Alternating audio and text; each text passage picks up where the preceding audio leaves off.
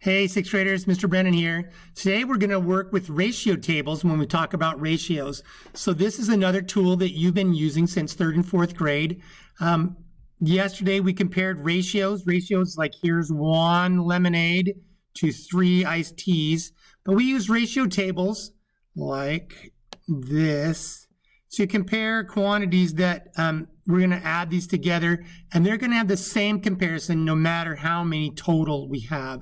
So let's get started. This is one of my favorites.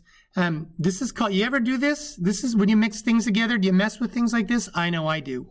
This is a famous one. When you mix lemonade with iced tea, do you know what you get?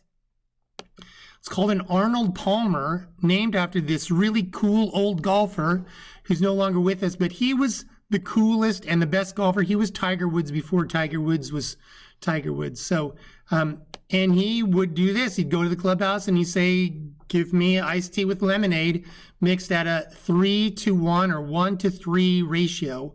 And it became known as an Arnold Palmer. So you can go down to the store and you can get Arnold Palmer. So all we're going to do here, we're going to use this table. If I got 1 cup of lemonade, then I've got 3 cups of tea for a total of 4.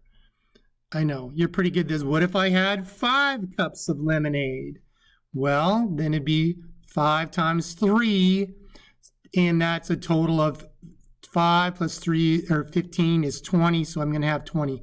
And you can see the connection between using these ratios and the algebra that we just did. We could say cups of lemonade is X, and then cups of iced tea is going to be X times 3. So, and then we're going to add them together. It's going to be X plus X times 3. So that's pretty easy for us guys like that, the Arnold Palmers. We've been working with, in this class specifically, with ratio tables since the 3rd week of school is when we really started doing it. So you can see what I need to do here, completing the ratio tables.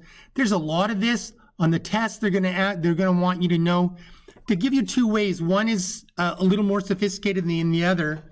You can see, and this is a sticker for some kids, you can see, well, I've just added 1, so I'm going to add 1 again. Well, I'm not adding 1 on the bottom. I'm multiplying by 3. So I think method B, strategy B, is more sophisticated.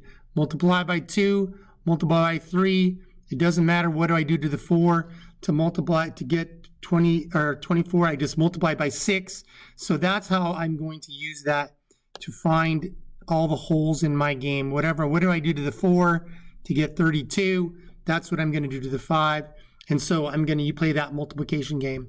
Not too many difficult problems on this. You just, whatever you do to the top, you do to the bottom. Whatever you do to the bottom, you do to the top. Some simple things like we just practiced yesterday. Again, you've been doing this part since 4th and 5th grade a lot.